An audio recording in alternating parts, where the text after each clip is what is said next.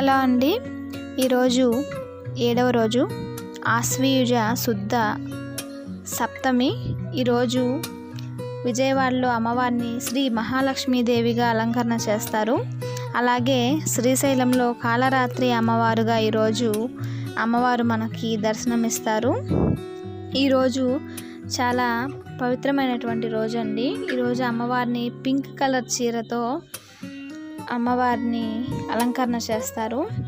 అలాగే ఈరోజు అమ్మను పూజించినట్లయితే ఏలినాటి శని అలాగే అష్టమ శని ఉన్న వాళ్ళకి చాలా మంచి జరుగుతుందండి.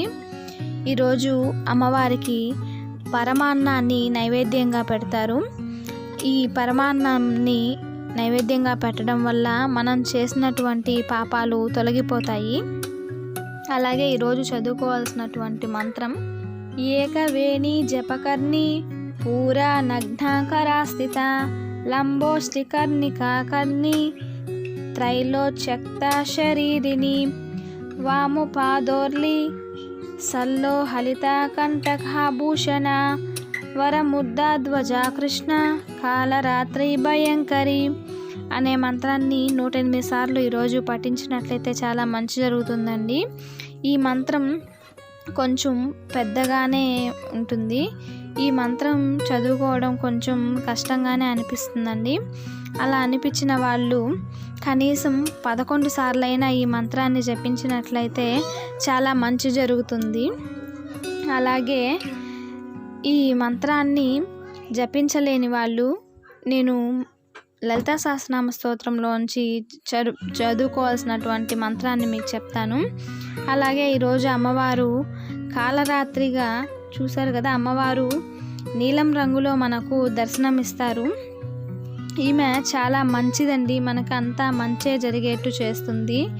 కాళరాత్రి అమ్మవారు అంటే అందరూ ఆమె రూపాన్ని చూసి కొంచెం భయపడతారు. కానీ ఈమె ఎటువంటి హాని ఎవరికీ చేయదండి.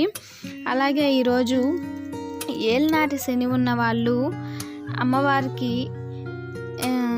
ఇలాంటి మంత్రాన్ని చదువుకోవడం వల్ల చాలా మంచి జరుగుతుంది. అలాగే అష్టమ శని ఉన్న వాళ్ళకు కూడా అమ్మవారిని పూజించినట్లయితే అమ్మ చాలా మంచి మనకి జరిగేట్టు చేస్తుంది.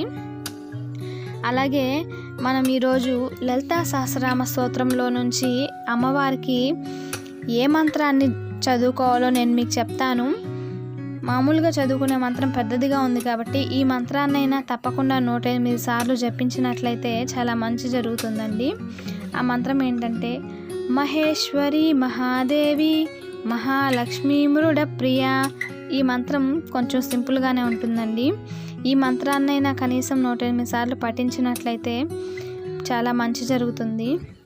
ఈరోజు అమ్మవారిని తెలుపు రంగు పూలతో పూజ చేయడం వల్ల చాలా మంచి జరుగుతుంది. అలాగే అమ్మవారికి ఈరోజు ప్రీతికరమైనటువంటి పుష్పాలు కమలాలండి, అంటే కలువ పువ్వులతో పూజ చేసుకున్నట్లయితే చాలా మంచి జరుగుతుంది. అమ్మవారికి ఇష్టమైనటువంటి పూలు. అలాగే ఈరోజు మోదుగ చెట్టుని పూజించడం వల్ల చాలా మంచి జరుగుతుంది, పూజించాలి కూడా. అలాగే అమ్మవారికి ఈరోజు 108 పూలతో బాగా చేసుకోగలిగినటువంటి వాళ్ళు 108 కలువ పూలని తీసుకొని ఈరోజు అమ్మవారికి అర్చన చేసుకున్నట్లయితే చాలా మంచి జరుగుతుంది. ఇంకా కొంచెం బాగా చేసుకోగలిగిన వాళ్ళు వెండి పూలు 108 పూలు తీసుకొని ఒక్కొక్క పువ్వుకి ఒక్కొక్క మంత్రాన్ని జపిస్తూ జరుపుకోవడం చాలా మంచిది. అలా కూడా జరుపుకోలేని వాళ్ళు కుంకుమతో అయినా చాలా శ్రేష్టమండి. కుంకుమ పువ్వుతో ఒక్కొక్క నామానికి కొంచెం కొంచెం కుంకుమ వేస్తూ ఒక్కొక్క అష్టోత్తర నామాల్లో ఒక్కొక్క నామాన్ని చదువుకుంటూ కుంకుమతో పూజ చేసినట్లయితే చాలా మంచి జరుగుతుంది. అలాగే ఆ కుంకుమను ప్రతిరోజు మనం ధరించాలి, పూజ చేసినటువంటి కుంకుమని. అలాగే కలువ పూల చేసుకునేటప్పుడు వెండి పూలతో కూడా చేసుకోవడం చాలా శ్రేయస్కరం. అలాగే ఈ పూలని చేసుకోవడం వల్ల చాలా మంచిది. వీటిని రజిత పూలు అని కూడా అంటారండి. తప్పకుండా వీటిని చేసుకోండి.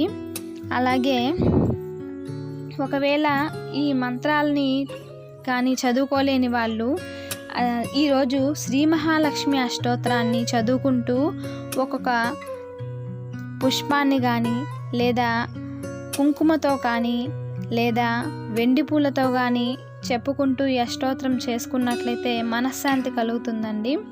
అది కూడా చెప్పుకోలేనటువంటి వాళ్ళు ఓం శ్రీ మాత్రే నమః అనే మంత్రాన్ని 108 సార్లు తప్పకుండా జపించండి. అమ్మ మనల్ని ఎల్లవేళలా కాపాడుతుంది. మనందరం అమ్మ బిడ్డలమే. Thanks for watching. ఈ వీడియో నేను మీకు నచ్చింది అనుకుంటున్నాను. నెక్స్ట్ వీడియోలో మళ్ళీ కలుద్దాం. అంతవరకు నమస్కారం.